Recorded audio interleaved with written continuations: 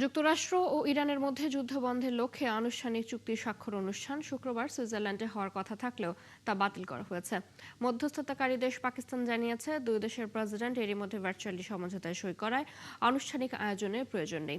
এরপরই তুলে নেওয়া হয়েছে ইরানের উপর যুক্তরাষ্ট্রের নৌ অবরোধ। আরও জানাচ্ছেন দেওয়ান মোবাশ্বের হোসেন। যুক্তরাষ্ট্র ও ইরানের মধ্যে যুদ্ধবন্ধে সমঝোতার পর বদলে যাচ্ছে মধ্যপ্রাচ্যের কূটনৈতিক সমীকরণ। শুক্রবার সুইজারল্যান্ডে হওয়ার কথা ছিল চুক্তি স্বাক্ষরের আনুষ্ঠানিক আয়োজন। তবে মধ্যস্থতাকারী দেশ পাকিস্তান জানিয়েছে, দুই দেশের প্রেসিডেন্ট ভার্চুয়াল পদ্ধতিতে আগেই সমঝোতায় সই করায় বাতিল করা হয়েছে সেই অনুষ্ঠান। এদিকে সমঝোতা কার্যকর হওয়ার পর ইরানের ওপর আরোপ করা যুক্তরাষ্ট্রের নৌ অবরোধ তুলে নেওয়া হয়েছে। তবে যুক্তরাষ্ট্রের সেন্ট্রাল কমান্ড জানিয়েছে, কিছু মার্কিন নৌজাহান ওই অঞ্চলে অবস্থান করবে। প্রথমবারের মতো এই চুক্তি নিয়ে মন্তব্য করেছেন ইরানের সর্বোচ্চ নেতা মোস্তফা খামেনি। তিনি জানিয়েছেন, ভিন্নমত থাকলেও ইরানের স্বার্থ রক্ষার আশ্বাস পাওয়ার পর তিনি সমঝোতায় অনুমোদন দিয়েছেন। তবে তিনি অভিযোগ করেন, প্রেসিডেন্ট ট্রাম্প চাপ প্রয়োগ করেই এই সমঝোতায় পৌঁছাতে চেয়েছেন। এদিকে যুক্তরাষ্ট্রের ভাইস প্রেসিডেন্ট জেডি ভ্যান্স শুক্রবার চুক্তি স্বাক্ষরের অনুষ্ঠানে সুইজারল্যান্ড যাওয়ার কথা থাকলেও যাচ্ছেন না তিনি। এর আগে তিনি জানিয়েছেন, সমঝোতার ৬০ দিনের সময়সীমা শুরু হয়েছে, তবে পরবর্তী কারিগরি আলোচনার সময় এখনো চূড়ান্ত হয়নি। এই চুক্তি নিয়ে যুক্তরাষ্ট্রের ভেতরেও সমালোচনা শুরু হয়েছে। কিছু রিপাবলিকান নেতা বলছেন, এতে ইরানের ওপর চাপ কমে যেতে পারে। অন্যদিকে ভ্যান্সের দাবি, প্রতিশ্রুতি পূরণ না করা পর্যন্ত ইরান কোনো অর্থ বা নিষেধাজ্ঞা ছাড় পাবে না। এদিকে ইরানের প্রেসিডেন্ট মাসুদ পেজেশকিয়ান কাতার ও পাকিস্তান সহ কয়েকটি দেশের মধ্যস্থতার প্রশংসা করেছেন। তবে চুক্তির পরও ইসরায়েল ও হিজবুল্লাহর মধ্যে সংঘাত পুরোপুরি থামেনি, যা মধ্যপ্রাচ্যে নতুন সমঝোতার বাস্তবায়ন নিয়ে প্রশ্ন তৈরি করেছে। দেওয়ান মুবাশশিরা হোসেন, ৭১। যুক্তরাষ্ট্র ও ইরানের মধ্যে যুদ্ধবিরতির অন্তর্বর্তী সমঝোতার খবরে তেহরানে দেখা গেছে স্বস্তির আবহ। দুই দেশের দীর্ঘ সংঘাতের পর চুক্তির ঘোষণাকে অনেক ইরানি নাগরিক দেখছেন ইতিবাচকভাবে। তবে দক্ষিণ লেবাননে এখনও রয়েছে শঙ্কা। তারা মনে করেন, চুক্তি নয় বরং বাস্তবায়নই হবে শান্তির আসল পরীক্ষা। দেওয়ান মুবাশশিরা হোসেনের আরও একটি রিপোর্ট। দীর্ঘ সংঘাত, হামলা পাল্টা হামলার পর অবশেষে যুদ্ধবিরতির পথে যুক্তরাষ্ট্র ও ইরান। দুই দেশের মধ্যে অন্তর্বর্তী সমঝোতার খবরে তেহরানের রাস্তায় দেখা গেছে স্বস্তির চিত্র। চুক্তির খবর ছড়িয়ে পড়ার পর তেহরানের রাস্তায় নেমে অনেকেই প্রকাশ করেছেন আনন্দ ও আশাবাদ। তেহরানের বাসিন্দারা বলছেন, যুদ্ধের কারণে সবচেয়ে বেশি ভোগান্তি পোহাতে হয় সাধারণ মানুষকেই। তাই এই সমঝোতা যদি মানুষের জীবনে শান্তি ও স্বস্তি ফিরিয়ে আনে, সেটিই হবে সবচেয়ে বড় বিষয়। কোনো দেশই যুদ্ধ বা আগ্রাসন চায় না। এই সময়টা আমাদের সবার জন্য কঠিন ছিল। যদি এই চুক্তি মানুষের স্বার্থে হয় তাহলে এটা অবশ্যই ভালো খবর। তবে এই সমঝোতাকে শুধু জয় পরাজয়ের দৃষ্টিতে দেখা ঠিক হবে না। এই চুক্তির কারণে দুই পক্ষই তাদের কিছু লক্ষ্য অর্জন করেছে। কিন্তু সবচেয়ে গুরুত্বপূর্ণ হলো, এখন পরিস্থিতি আগের চেয়ে শান্ত হচ্ছে। চুক্তি অনুযায়ী যুক্তরাষ্ট্র ও ইরানের মধ্যে যুদ্ধবিরতি আরও ৬০ দিনের জন্য বাড়ানো হয়েছে। এই সময়ের মধ্যে দুই দেশ স্থায়ী শান্তি চুক্তির বিষয়ে আলোচনা চালিয়ে যাবে। তবে তেহরানের অনেক বাসিন্দা এই সমঝোতাকে ইরানের জন্য বড় অর্জন হিসেবে দেখছেন। এই সমঝোতা ইরানের জন্য একটি বড় বিজয়। এটি আন্তর্জাতিক রাজনীতি এবং দেশের অভ্যন্তরীণ রাজনীতিতেও পরিবর্তন আনতে পারে। আশা করছি সামনে দেশের অর্থনৈতিক অবস্থাও ভালো হবে। তেহরানে যখন স্বস্তির আবহ, তখন দক্ষিণ লেবাননে রয়েছে ভিন্ন চিত্র। সমঝোতায় লেবাননেও যুদ্ধবিরতির কথা বলা হলেও সেখানকার অনেক বাসিন্দা এখনও পুরোপুরি আস্থা রাখতে পারছেন না। আমরা আশা করি এমন একটি চুক্তি হবে যা মানুষের মর্যাদা ও জীবিকা রক্ষা করবে। মানুষ যেন আবার সীমান্ত এলাকায় ফিরতে পারে, কিন্তু পরিস্থিতি খুব কঠিন। লেবাননের অনেকেই বলছেন, অতীতের অভিজ্ঞতা থেকে তারা সতর্ক। তাদের আশঙ্কা, চুক্তি হলেও যদি তা বাস্তবায়ন না হয় তাহলে আবারও সংঘাত ফিরে আসতে পারে। দেওয়ান মুবাশশিরা হোসেন, ৭১। সৌদি আরবের পতাকাবাহী ৩টি তেলবাহী সুপার ট্যাংকার হরমুজ প্রণালী অতিক্রম করেছে। সামুদ্রিক জাহাজ চলাচল সংক্রান্ত তথ্যদাতা প্রতিষ্ঠান মেরিন ট্রাফিকের ডেটা বিশ্লেষণ করে এই তথ্য জানিয়েছে বার্তা সংস্থা রয়টার্স। প্রতিবেদনে আরও বলা হয়, প্রায় ৬০ লাখ ব্যারেল অপরিশোধিত তেল বহনকারী জাহাজগুলো বৃহস্পতিবার প্রণালী অতিক্রম করে। আওতাদ, জাহাম এবং শাহেদ নামের ৩টি বিশাল ট্যাঙ্কার যুদ্ধ শুরুর পর থেকেই হরমুজ প্রণালীর পশ্চিম পারস্য উপসাগরে নোঙর করে আটকে ছিল। যুদ্ধবিরতি চুক্তির পর সৌদি ট্যাঙ্কারগুলো এই যাত্রাকে গুরুত্বপূর্ণ অগ্রযাত্রা হিসেবে দেখা হচ্ছে। একই সাথে কাতারের একটি এলএনজি ট্যাঙ্কার সহ আরও কয়েকটি বাণিজ্যিক জাহাজও প্রণালী ব্যবহার করেছে।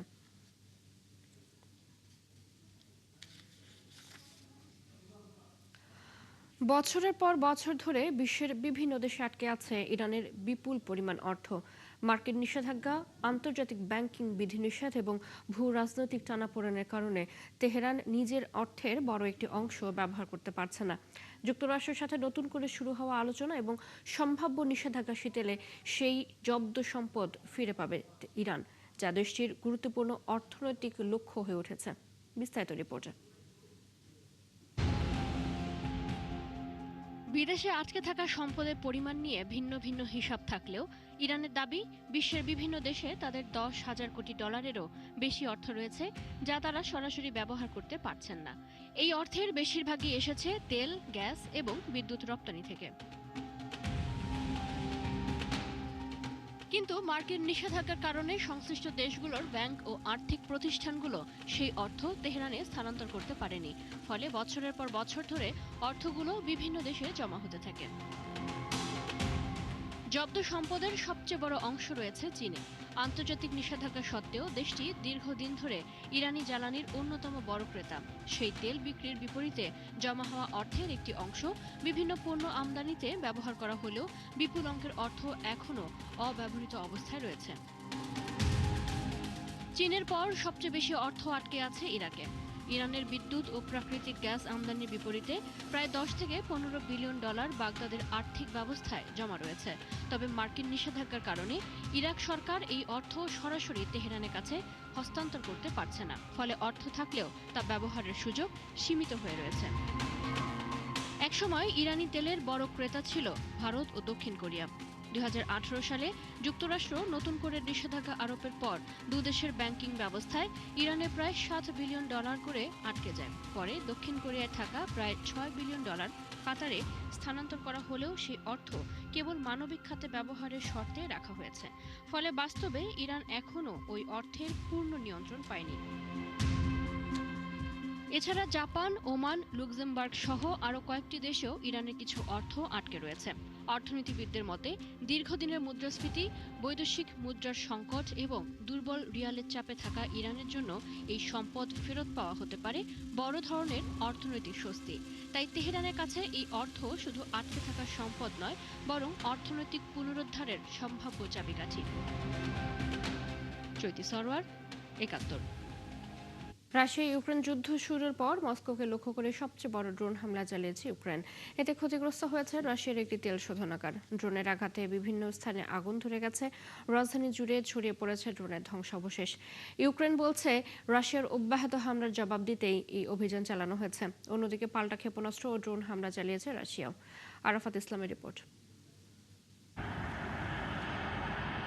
রাশিয়ার রাজধানী মস্কোকে লক্ষ্য করে নজিরবিহীন ড্রোন হামলা চালিয়েছে ইউক্রেন। বৃহস্পতিবার ভোর রাত পর্যন্ত শুধু মস্কোতেই অন্তত 194টি ড্রোন ভূপাতিত করেছে রাশিয়ার আকাশ প্রতিরক্ষা ব্যবস্থা, এমনটাই দাবি রুশ কর্তৃপক্ষের। শুধু মস্কোই নয়, রাশিয়ার বিস্তীর্ণ অঞ্চলে চালানো এই হামলায় মোট 555টি ড্রোন প্রতিহত করার দাবি করেছে রাশিয়ার প্রতিরক্ষা মন্ত্রণালয়। হামলার কারণে সাময়িকভাবে বন্ধ করে দেওয়া হয় মস্কোর প্রধান বিমানবন্দরগুলো। ইউক্রেনের প্রধান লক্ষ্য ছিল রাশিয়ার দক্ষিণ পূর্বাঞ্চলে অবস্থিত মস্কো অয়েল রিফাইনারি। ক্রেমলিন থেকে প্রায় 15 কিলোমিটার দূরের এই স্থাপনাটি সপ্তাহের শুরুতেও হামলার শিকার হয়। এছাড়া মস্কোর সাদোভত বাণিজ্য কেন্দ্রের কাছেও ধোঁয়ার কুণ্ডলী দেখা গেছে। ড্রোনের ধ্বংসাবশেষ পড়ে ক্ষতিগ্রস্ত হয়েছে একটি আবাসিক ভবন। হামলায় অন্তত 16 জন আহত হয়েছেন বলে জানিয়েছে স্থানীয় প্রশাসন। মস্কোর পাশাপাশি রোস্তভ অঞ্চলের একটি তেল ডিপো এবং ইউক্রেনের রুশ নিয়ন্ত্রিত এলাকায় 2টি সেতুতে হামলার দাবি করেছে কিয়েভ। হামলার দায় স্বীকার করে ইউক্রেনের প্রেসিডেন্ট ভলোদিমির জেলেনস্কি বলেছেন এটি ইউক্রেনের শহর ও জনপদের উপর রুশ হামলার জবাব। তিনি দাবি করেন দূরপাল্লার হামলার মাধ্যমে রাশিয়ার যুদ্ধ পরিচালনার সক্ষমতার উপর চাপ সৃষ্টি করাই কিয়েভের অন্যতম লক্ষ্য। তবে পাল্টা জবাব দিতে দেরি করেনি মস্কো। ইউক্রেনের বিমান বাহিনীর তথ্য মতে রাশিয়া 7টি ক্ষেপণাস্ত্রের সাথে 239টি ড্রোন নিক্ষেপ করেছে। এতে কিয়েভ ও পোলতাভা অঞ্চলের বিভিন্ন বেসামরিক স্থাপনা ক্ষতিগ্রস্ত হয়েছে। এদিকে ব্রাসেলসে ন্যাটো প্রতিরক্ষা মন্ত্রীদের বৈঠকের ফাঁকে ইউক্রেন যুদ্ধ নিয়ে আলোচনা করেছেন জেলেনস্কি ও ন্যাটো মহাসচিব মার্ক রুট। ইউক্রেনের জন্য আরও ক্ষেপণাস্ত্র প্রতিরক্ষা ব্যবস্থা ও সামরিক সহায়তা নিশ্চিত করতে মিত্র দেশগুলোর সঙ্গে আলোচনা চলছে বলে জানিয়েছেন রুট। ইউরোপে মার্কিন সামরিক উপস্থিতি আবারও বিবেচনার ঘোষণা দিয়েছেন যুক্তরাষ্ট্রের প্রতিরক্ষা মন্ত্রী পিট হেগসেথ। তিনি বলেন ন্যাটোর সদস্য দেশগুলোকে নিজেদের প্রতিরক্ষা ব্যয় বাড়াতে হবে। জোটে যুক্তরাষ্ট্রের অবদান ভবিষ্যতে কমতে পারে বলেও জানান তিনি। ক্রমবর্ধমান এই হামলা পাল্টা হামলার মধ্যেই কূটনৈতিক তৎপরতা অব্যাহত থাকলেও যুদ্ধ অবসানের রাতারাতি কোনো সম্ভাবনা এখনো দেখা যাচ্ছে না। বরং উভয় পক্ষের আক্রমণাত্মক অবস্থান সংঘাতকে আরও দীর্ঘায়িত করার আশঙ্কা বাড়াচ্ছে বলে মত বিশ্লেষকদের। আরাফাত ইসলাম, ৭১। কলকাতার ঐতিহাসিক রেড রোডে এবার কোরবানির ঈদের জামাতের অনুমতি না মিললেও আন্তর্জাতিক ইয়োগা দিবস উপলক্ষে 7 দিনের জন্য বন্ধ রাখা হয়েছে ব্যস্ততম এই সড়ক। বিষয়টি ঘিরে শুরু হয়েছে নানা বিতর্ক। বিরোধীদের অভিযোগ, জনগণের ভোগান্তি ও যানজটের অজুহাতে ঈদের নামাজ বন্ধ করা হলেও ইয়োগা দিবসের জন্য দীর্ঘ সময় রাস্তা বন্ধ রাখা হচ্ছে। তবে নিরাপত্তার স্বার্থে এমন সিদ্ধান্ত নেওয়া হয়েছে বলে দাবি বিজেপির। কলকাতা থেকে সত্যজিৎ চক্রবর্তী পাঠানো তথ্য ছবিতে আরাফাত ইসলামের রিপোর্ট। ঈদের নামাজের জন্য অনুমতি মেলেনি প্রশাসন থেকে যানজটের অজুহাতে। তবে ইয়োগা দিবসের আয়োজনের জন্য টানা 7 দিন বন্ধ থাকছে কলকাতার ঐতিহাসিক রেড রোড। এমন সিদ্ধান্তকে ঘিরে নতুন করে উত্তপ্ত হয়ে উঠেছে পশ্চিমবঙ্গের রাজনৈতিক অঙ্গন। সমালোচকদের দাবি, বছরের মাত্র কয়েক ঘন্টার ঈদের জামাত যদি যানজটের কারণ হয়, তবে ইয়োগা দিবসের জন্য টানা 1 সপ্তাহ ধরে রাজধানীর অন্যতম ব্যস্ত সড়ক বন্ধ রাখার যৌক্তিকতা কি? অনেকে অভিযোগ করছেন এটি শুধু প্রশাসনিক সিদ্ধান্ত নয়, বরং সংখ্যালঘুদের ধর্মীয় অধিকারের প্রশ্নেও দ্বৈতনীতির পরিচয় দিয়েছে কর্তৃপক্ষ। ওখানে যদি নির্দিষ্ট একটা ধর্ম সম্প্রদায়ের মানুষজন প্রেয়ার করে, সেটা হয়ে যায় ট্রাফিক জ্যাম। তো ব্যাপারটা হচ্ছে দেশের প্রধানমন্ত্রী আসবে, যোগাতে আসবে, তার জন্য 7 দিন আমরা বন্ধ করতে লাগে না আমার মনে হয়। এটা কি এমন জয় হবে? একই ব্যক্তি, একই সরকার, ডবল ইঞ্জিনের সরকার দ্বিচারিতা করছে। মুসলিমদের 2 ঘন্টার নামাজ পড়ার ক্ষেত্রে তাদের বাধাপ্রাপ্ত হচ্ছে। আর তিনাদের যোগ আসন করতে ভারতবর্ষের অনারেবল প্রাইম মিনিস্টার আসছে, কিন্তু সেটাকে কেন্দ্র করে রেড রোড 5 দিন আগে থেকে বন্ধ করে রাখা হচ্ছে। এটা মানুষ দেখছে, মানুষ লক্ষ্য করছে। আগামী রবিবার আন্তর্জাতিক ইয়োগা দিবসের মূল কর্মসূচিতে অংশ নিতে কলকাতায় যাচ্ছেন ভারতের প্রধানমন্ত্রী নরেন্দ্র মোদী। রেড রোডে আয়োজিত ওই অনুষ্ঠানে হাজারো মানুষের অংশগ্রহণের কথা রয়েছে। সেখানে উপস্থিত থাকার কথা রাজ্যের মুখ্যমন্ত্রী শুভেন্দু অধিকারীরও। অনুষ্ঠানকে ঘিরে এরই মধ্যে মঞ্চ নির্মাণ সহ বিভিন্ন প্রস্তুতি শুরু হয়েছে। এ কারণে রবিবার রাত থেকে আগামী 21 জুন পর্যন্ত রেড রোডে সব ধরনের যান চলাচল বন্ধ রাখা হয়েছে। তবে এই সিদ্ধান্তের বিরুদ্ধে ওঠা সমালোচনার জবাবে সরব হয়েছেন পশ্চিমবঙ্গ সরকারের মন্ত্রী এবং বিজেপি নেতা দিলীপ ঘোষ। इसके पहले तो 107 साल तक रेड रोड में नमाज पढ़ा गया। कोई संख्यालघु प्रश्न उठाया था क्यों इतना बड़ा ग्राउंड रहते हुए क्यों नमाज यहाँ पढ़ा जा रहा है? 107 বছর যে রেড রোডে নামাজ পড়া হলো, তখন তো কোনো সংখ্যালঘু প্রশ্ন তোলেনি যে এত ময়দান থাকতে কেন রেড রোডে নামাজ পড়া হয়। প্রধানমন্ত্রীর সভা এমন জায়গায় হওয়া উচিত যেখানে কম মানুষের চলাচল হয়। অন্য জায়গায় হলেও আশেপাশের রাস্তা বন্ধ থাকতো, মানুষের বেশি সমস্যা হতো। এখানে হচ্ছে বলেই মানুষের অসুবিধা কম হবে, এটা তো প্রোটোকলের বিষয়। রেড রোডকে ঘিরে এই বিতর্ক এখন শুধু যানজট বা নিরাপত্তার প্রশ্নে সীমাবদ্ধ নেই। ধর্মীয় অধিকার, প্রশাসনিক নিরপেক্ষতা এবং রাজনৈতিক বার্তা সবকিছু মিলিয়ে বিষয়টি পশ্চিমবঙ্গের রাজনীতিতে নতুন আলোচনার জন্ম দিয়েছে। আরাফাত ইসলাম, ৭১। টানা ভারী বৃষ্টিতে আবারও বিপর্যস্ত হংকং। পরিস্থিতি দ্রুত অবনতি হওয়ায় বৃহস্পতিবার 2 দফায় জারি করা হয়েছে সর্বোচ্চ ব্ল্যাক রেইন সতর্কতা। এতে নগর জুড়ে দেখা দিয়েছে ব্যাপক ভোগান্তি, ব্যাহত হয়েছে স্বাভাবিক জীবনযাত্রা।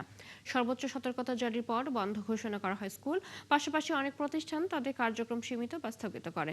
জরুরি প্রয়োজন ছাড়া বাইরে না যাওয়ার পরামর্শ দিয়েছে কর্তৃপক্ষ। বাসিন্দাদের নিরাপদ স্থানে অবস্থান এবং সম্ভাব্য বন্যা পরিস্থিতির জন্য প্রস্তুত থাকার আহ্বানও জানানো হয়েছে। বৈরী আবহাওয়ার প্রভাব পড়েছে আকাশপথেও। স্থানীয় গণমাধ্যম জানিয়েছে হংকং আন্তর্জাতিক বিমানবন্দরে বেশ কয়েকটি ফ্লাইট বিলম্বিত হয়েছে, আর কিছু ফ্লাইটকে বিকল্প বিমানবন্দরে সরিয়ে নেওয়া হয়েছে। স্থানীয় সংবাদ মাধ্যমের তথ্য অনুযায়ী চলতি বছরে এই নিয়ে তৃতীয়বারের মতো সর্বোচ্চ বৃষ্টিপাত সতর্কতা জারি করল হংকংয়ের আবহাওয়া পর্যবেক্ষণ কেন্দ্র। 2023 সালে গাজায় ইসরায়েল হামলা চালানোর পর থেকে বন্ধ রয়েছে গাজা স্ট্রিপ প্রিমিয়ার লিগ। সেই থেকে আর মাঠে নামতে পারেনি অঞ্চলটির খেলোয়াড়রা।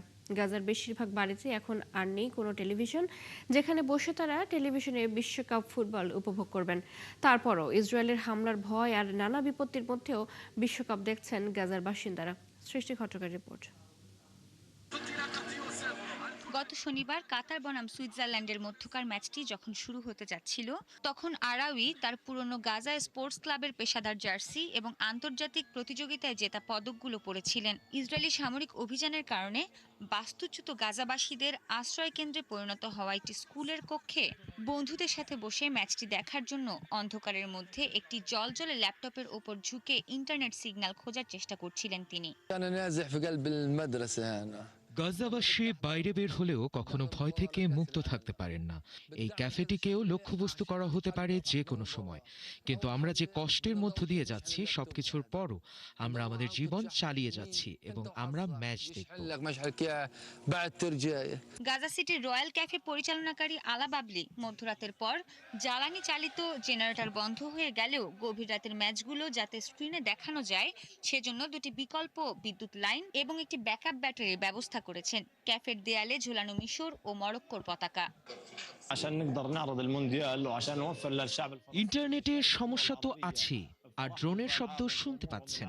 আমরা বাঁচতেও পারি, মরতেও পারি, যে কোনো সময় আমাদের উপর বোমা পড়তে পারে। ফিলিস্তিনি ফুটবল অ্যাসোসিয়েশনের তথ্য অনুযায়ী 2023 সাল থেকে যুদ্ধে ইসরায়েলের হাতে নিহত 73,000 ফিলিস্তিনির মধ্যে 1,000 জন ক্রীড়াবিদ রয়েছেন, যাদের মধ্যে শিশু ও অপেশাদার খেলোয়াড় থেকে শুরু করে রেফারি এবং পেশাদার ক্রীড়াবিদও আছেন। ইসরায়েল প্রায় 285টি ক্রীড়া সুবিধাও ধ্বংস করেছে, যার কিছু বুলডোজার দিয়ে সম্পূর্ণ গুঁড়িয়ে দেওয়া হয়েছে এবং কিছু বোমা হামলায় মাটির সাথে মিশে গেছে। ইসরায়েলি বাহিনী স্টেডিয়ামগুলোকে ডিটেনশন ক্যাম্পে পরিণত করেছে, যার কয়েকটি বন্দীদের ওপর নির্যাতনের অভিযোগের কারণে কুখ্যাত হয়ে উঠেছে, যদিও ইসরায়েল তা অস্বীকার করে। গাজা সিটির প্রধান আল ইয়ারমুক স্টেডিয়াম, যেখানে আল আরাউই এবং অন্যান্য পেশাদাররা একসময় হাজার হাজার দর্শকের সামনে খেলতেন, তা এখন বাস্তুচ্যুত পরিবারগুলোর জন্য একটি তাঁবু নগরীতে পরিণত হয়েছে। ফিলিস্তিনি ফুটবল অ্যাসোসিয়েশনের মুস্তফা সিয়াম বলেন, 2023 সালে ইসরায়েলি ধ্বংসাত্মক যুদ্ধ শুরু হওয়ার পর থেকে ফিলিস্তিনি ক্রীড়াঙ্গন ইসরায়েলি সামরিক বাহিনীর অন্যতম প্রধান লক্ষ্যবস্তুতে পরিণত হয়েছে। সৃষ্টি ঘটক, 71। এই ছিল এখনকার আয়োজনে বিশ্বের আরো নতুন কিছু খবর এবং বিশ্লেষণ নিয়ে দুপুর 1:30 আবারও হাজির হবে বিশ্বযোগ। সরাসরি সংবাদ এবং অনুষ্ঠান দেখতে চোখ রাখুন একাত্তরের ফেসবুক পেজে, সাবস্ক্রাইব করুন একাত্তরের ইউটিউব চ্যানেল, থাকুন একাত্তরের সাথে।